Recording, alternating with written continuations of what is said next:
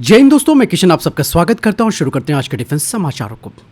दोस्तों, डीएसी यानी कि डिफेंस एक्विजिशन काउंसिल ने 30,000 करोड़ रुपए की लागत से 87 मीडियम एल्टीट्यूड लॉन्ग इंड्योरेंस यानी कि मेल ड्रोन खरीद को मंजूरी दे दी है और ऑर्डर को दो सबसे कम बोली लगाने वालों में 64:36 के अनुपात में बांटा जाएगा, जिससे दो अलग अलग प्रोडक्शन लाइन बनेंगी। इन ड्रोन से निगरानी, इलेक्ट्रॉनिक वॉरफेयर और सटीक हमले करने की क्षमता बढ़ेगी। साथ ही जरूरी पुर्जों का निर्माण भी देश में किया जाएगा। दोस्तों, जल्द ही भारतीय वायुसेना एक बड़ा फैसला लेने जा रही है, जिससे कि भारत के एयर पावर का नक्शा बदल जाएगा। इंडियन एयरफोर्स साफ तौर पर कह चुकी है कि उन्हें और राफेल फाइटर जेट चाहिए, वो भी सीधे फ्रांस के साथ गवर्नमेंट टू गवर्नमेंट डील के जरिए। और ये रिपोर्ट इकोनॉमिक्स टाइम्स में आई हुई है। और ये जो डिमांड की गई है वो भारत के 114 मल्टी रोल फाइटर एयरक्राफ्ट यानी कि MRFA प्रोजेक्ट के तहत है। अभी इंडियन एयरफोर्स इस प्रोजेक्ट का पहला स्टेप यानी कि एक्सेप्टेंस ऑफ नेसेसिटी अगले 1 से 2 महीनों में डिफेंस एक्विजिशन काउंसिल को भेजेगी। अब ये सवाल उठता है कि राफेल की डिमांड अचानक तेज क्यों हुई है। इसका जवाब है ऑपरेशन सिंदूर, जो कि 7 से 10 मई 2025 के बीच चला था। इस ऑपरेशन में इंडियन एयरफोर्स ने अपने राफेल फाइटर जेट्स को फ्रंट लाइन पर तैनात किया था और इनके जरिए लंबी दूरी के स्ट्राइक मिशन पूरे किए। वहीं दूसरी तरफ पाकिस्तान ने चीन से मिले J-10C फाइटर्स और PL-15 BVR मिसाइलों का इस्तेमाल भारत के खिलाफ किया। पाकिस्तान ने दावा किया कि उसने भारत के 6 फाइटर जेट्स मार गिराए, जिनमें 3 राफेल थे, लेकिन भारत ने इस दावे को पूरी तरीके से खारिज कर दिया। यहाँ पर दोस्तों सबसे बड़ी टेंशन इंडियन एयरफोर्स की ये है स्क्वाड्रन स्ट्रेंथ की कमी का होना। अभी इंडियन एयरफोर्स के पास 31 स्क्वाड्रन्स है, जरूरत 42.5 स्क्वाड्रन्स की हो चुकी है और अगले महीने MiG-21 रिटायर हो जाएंगे, जिससे कि ताकत घटकर 29 स्क्वाड्रन्स तक आ जाएगी, जो एक ऐतिहासिक लो पॉइंट होगा भारत का। वहीं आपको मालूम है कि चाइना पाकिस्तान को 40 J-35A 5th जनरेशन के स्टेल्थ फाइटर जेट देने वाला है, यानी कि आने वाले वक्त में पाकिस्तान की एयरफोर्स पहले से ज्यादा खतरनाक हो जाएगी। इसलिए इंडियन एयरफोर्स सिर्फ राफेल को नहीं चाहती, बल्कि 2 से 3 squadron 5th generation fighter jets की भी डिमांड कर रही है, जिसमें कि रशिया का Su-57 या फिर अमेरिका का F-35 हो सकता है। ये तब तक का एक इंटरिम सॉल्यूशन होगा जब तक भारत का AMCA फाइटर जेट 2035 तक तैयार नहीं हो जाता। हालांकि अभी रशिया हो या फिर अमेरिका, उनके साथ कोई ऑफिशियली बातचीत नहीं हुई है इन फाइटर जेट्स को लेकर। तो दोस्तों सवाल ये है कि क्या भारत को तुरंत राफेल फाइटर जेट्स की डील फाइनल करनी चाहिए या फिर इंतजार करना चाहिए अपने AMCA का। आपका क्या मानना है, कमेंट सेक्शन में लिखकर जरूर बताइएगा।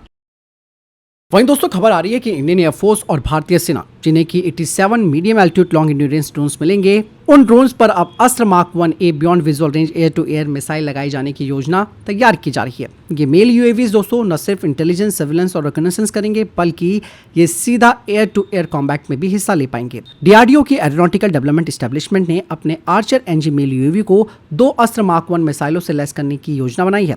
अस्त्र मार्क 1A की रेंज 110 किलोमीटर है। खास बात यह है कि यह मिसाइल डेटा लिंक के जरिए मिड कोर्स गाइडेंस ले सकती है, चाहे वो गाइडेंस Su-30 MKI, तेजस या फिर अवाक्स प्लेटफॉर्म से हो। इसका मतलब साफ हो जाता है कि ड्रोन बॉर्डर के पास ऑपरेट होगा, लेकिन मिसाइल का टारगेटिंग डेटा भारत की गहराई में उड़ रहे मैंड एयरक्राफ्ट या अवाक्स से आएगा। नतीजा ये होगा कि ड्रोन दुश्मन के हेलीकॉप्टर, स्लो मूविंग एयरक्राफ्ट और कुछ मामलों में उनके मैंड फाइटर जेट्स को भी हिट कर सकता है, वो भी बिना खुद दुश्मन के इलाके में ज्यादा घुसे। हालांकि आर्चर NG तक ही अस्त्र मार्क 1 सीमित नहीं रहेगी, क्योंकि अब तो आप सबको मालूम है कि पब्लिक और प्राइवेट सेक्टर दोनों ही मेल क्लास के UAV ऑफर कर रही हैं, जिनमें कि अस्त्र मार्क 1A का इंटीग्रेशन किया जा सकता है। इसके लिए DRDO का प्लान ये है कि ड्रोन पर लगे ISR रडार को डुअल रोल के लिए इस्तेमाल किया जाए, एक तरफ ISR के लिए, दूसरी तरफ फायर कंट्रोल रडार के तौर पर, यानी कि एक ही प्लेटफॉर्म में सर्विलांस प्लस कॉम्बैट कैपेबिलिटी होगी।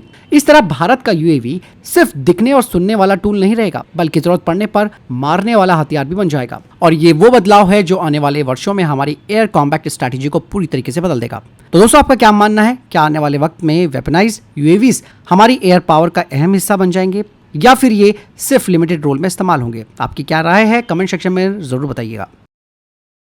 दोस्तों इसके अलावा एक और बड़ी अपडेट सामने आई है जो बताती है कि ऑपरेशन सिंदूर के बाद से भारत और पाकिस्तान के बीच कुछ मुद्दे रहस्यमयी हो गए थे और जिनमें अमेरिका का दिलचस्प रोल भी है। ऐसे में दोस्तों भारत के जाने माने डिफेंस जर्नलिस्ट विशुम सोम ने अमेरिका के डिपार्टमेंट ऑफ डिफेंस को एक freedom of information act request भेजी, जिसमें कि साफ साफ उन्होंने पूछा कि क्या पाकिस्तान ने इस ऑपरेशन में अपने F-16 गंवाए। अब जरा ध्यान दीजिए दोस्तों, अमेरिका का DOD यानी कि डिपार्टमेंट ऑफ डिफेंस ने इसका सीधा जवाब नहीं दिया। ना उन्होंने हाँ कहा और ना ही उन्होंने ना कहा, यानी कि no confirmation no denial.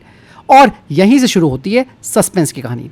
Indian air force के मुताबिक 5 पाकिस्तानी फाइटर जेट्स मार गिराए गए हैं, जिनमें से कम 2 F-16 थे, जिन्हें S-400 और MR-SAM सिस्टम ने मार गिराया। और साथ ही साथ जोकोबाबाद एयरबेस पर एक हैंगर पर भी स्ट्राइक किया गया, जिनमें 2 से 4 F-16 मरम्मत के दौरान क्षतिग्रस्त हो गए। आप सबको मालूम है कि अमेरिका पाकिस्तान के F-16 पर कड़ी नजर रखता है, जिसे कि एंड यूज मॉनिटरिंग के नाम से जाना जाता है। और आपको मालूम होगा कि पाकिस्तान ने 2019 के बालाकोट के बाद इन फाइटर जेट्स का इस्तेमाल भारत के खिलाफ किया था।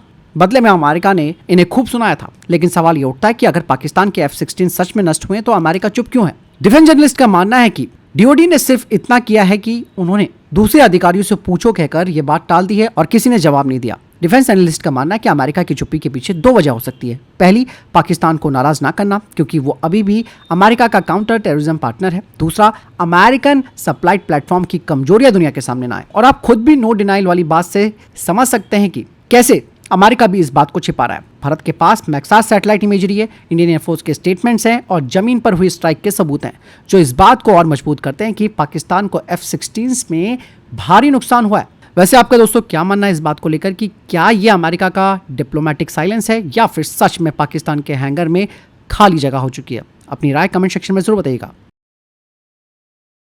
वहीं दोस्तों, टाटा एडवांस सिस्टम लिमिटेड ने सर्वत्र कवच नाम का भारत में बना एक खास full body bullet proof suit launch किया है। ये सूट सैनिकों को गर्दन से लेकर टखनों तक 360 डिग्री सुरक्षा कवच देता है और हल्का होने के बावजूद स्नाइपर राइफल जैसे भारी गोली को भी रोक सकता है। इसे मेजर अनूप मिश्रा ने college of military engineering Pune में विकसित किया है। मेजर मिश्रा को कश्मीर में ऑपरेशन के दौरान स्नाइपर की गोली लगी, जिसके बाद उन्हें ऐसा सूट बनाने की प्रेरणा मिली। इसकी खूबियों की अगर बात की जाए तो यह हर मौसम में काम करने वाला एक बाहरी कवर बन सकता है। हल्का और आरामदायक डिजाइन है, जिससे कि चलने फिरने में आसानी होगी। एक खींच से जल्दी से उतारने की सुविधा भी है। मिशन के हिसाब से बदलने वाले आर्मर पैनल है। पाउच और हथियार लगाने के लिए लूप्स हैं। सांस लेने योग्य मेश कपड़ा जिससे पसीना कम हो और सभी आकार के सैनिकों के लिए फिट है। ये सूट खासकर LOC और कश्मीर जैसे हाई रिस्क इलाकों के लिए बनाया गया है, जहां स्नाइपर हमले और नजदीकी लड़ाई का खतरा ज्यादा रहता है। भारतीय सेना के लिए फील्ड ट्रायल्स इसके पूरे हो चुके हैं और बड़े पैमाने पर इसका प्रोडक्शन किया जा सकता है आने वाले वक्त में।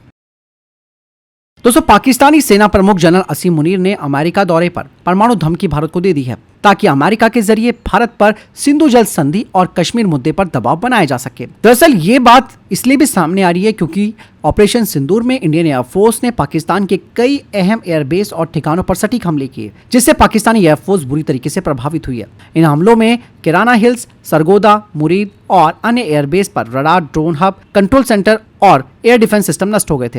हालांकि भारत ने पाकिस्तान के सेना प्रमुख असीम मुनीर के बयानों पर चिंता जताई है। भारत ने कहा कि पाकिस्तान का परमाणु धमकी देना कोई नई बात नहीं है और इससे ये साफ होता है कि वहां की सेना और आतंकवादी संगठनों में कितना गहरा संबंध है। साथ ही उनके परमाणु हथियारों की सुरक्षा पर भी इससे सवाल उठते हैं।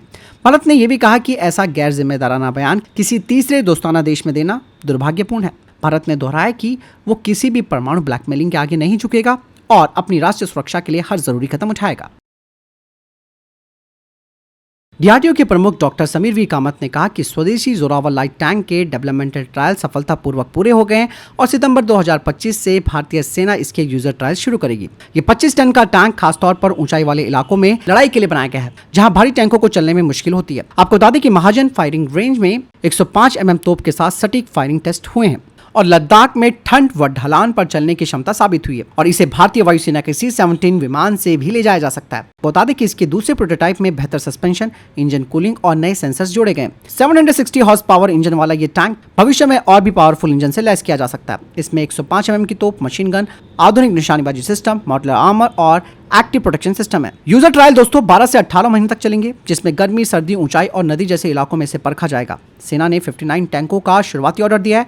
कुल जरूरत 354 टैंकों की है, जिन्हें 2027 तक शामिल किए जाने का लक्ष्य है। इसके अलावा सोनाली बॉर्डर पर चीन का एक नागरिक अवैध तरीके से भारत में घुसने की कोशिश करते हुए पकड़ा गया। एसएसबी की 22वीं बटालियन के जवानों ने निगरानी के दौरान संदिग्ध व्यक्ति को नेपाल से भारत आते देखा। पूछताछ में उसने अपना नाम झांगयोंग बताया, जो कि चाइना का है। उसके पास चीनी पासपोर्ट और नेपाली टूरिस्ट वीजा था, लेकिन भारत का वीजा नहीं था। उसने ये बात एक्सेप्ट की है कि पिछले 4 दिनों से लुम्बिनी, नेपाल के एक मंदिर में वो रह रहा था और चुपके से भारत आने की उसकी योजना थी। एसएसबी ने उसे गिरफ्तार कर पुलिस के हवाले कर दिया है। पुलिस ने पासपोर्ट एक्ट और अवैध प्रवेश के तहत केस दर्ज कर लिया है और जांच की जा रही है कि कहीं इसके पीछे कोई बड़ी साजिश तो नहीं है। कल दिनांक 10/8/25 को दिन में करीब 1 बजे सोनौली बॉर्डर पर एसएसबी के जवानों द्वारा चेकिंग के दौरान एक व्यक्ति को रोका गया।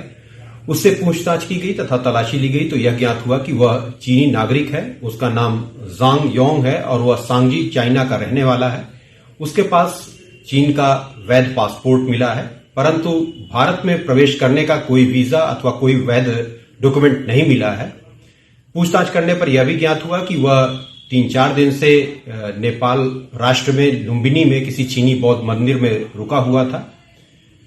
अन्य एजेंसियों द्वारा भी उससे पूछताछ की गई। अभी तक कोई उल्लेखनीय बात प्रकाश में नहीं आई है।